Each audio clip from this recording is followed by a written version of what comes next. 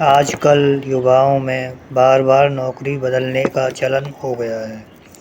इसके कई कारण हो सकते हैं, जैसे कम वेतन मिलना, कार्य संस्कृति, मानसिक स्वास्थ्य और नैतिक मूल्य आदि। अच्छी तनख्वाह या नए अनुभवों की तलाश में कम समय में कई नौकरियां बदलना जॉब हॉपिंग कहलाता है। कई पेशेवर तो इंटरव्यू देते समय ऐसा करने के कारणों को ठीक ढंग से बता भी नहीं पाते हैं। हालांकि बार-बार नौकरी बदलना उचित नहीं है, लेकिन फिर भी किसी वजह से यदि ऐसा करना पड़े तो इसके कारणों की स्पष्ट जानकारी होना बेहद ज़रूरी है। यदि आप भी ऐसे पेशेवर हैं तो इंटरव्यू में जॉब हॉपिंग के कारणों को पूरे आत्मविश्वास के साथ समझाने के तरीकों के बारे में आपको पता होना चाहिए।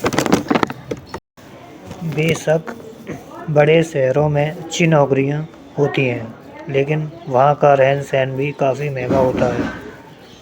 कई पेशेवरों की तनख्वाह उस लिहाज से बेहद कम होती है। ऐसे में उन्हें मजबूरन नौकरी छोड़नी पड़ती है। अगर आपने भी कम वेतन के कारण नौकरी छोड़ी है, तो साक्षात्कार में इसके बारे में ईमानदार रहें। इंटरव्यू लेने वालों को समझाएं कि आपको ऐसा वेतन चाहिए था जो जीवन यापन की लागत से मेल खाता हो। उन्हें यह भी बताएं कि आप एक स्थिर नौकरी की तलाश में हैं। आपको अच्छे से पता होगा कि आपके लिए क्या मायने रखता है। आप ऐसी कंपनी में काम करना चाहेंगे जहां आपके मूल्यों को भी तरजीह दी जाए। अगर आप कंपनी और आपके मूल्यों से तालमेल न बैठने के कारण नौकरी बदलने का सोच रहे हैं, तो नियोक्ताओं के सामने उसे साझा करने के कई सहज तरीके हैं। उन्हें बताएं कि आपको ऐसे वातावरण में काम करना पसंद है जहां आपके मूल्यों की परवाह की जाए। अगर आपने पिछली नौकरी सिर्फ इसलिए छोड़ दी थी क्योंकि उससे लंबे समय तक काम करना पड़ता था या उसमें लचीलापन नहीं था, तो इंटरव्यू लेने वालों को यह बताने में संकोच न करें।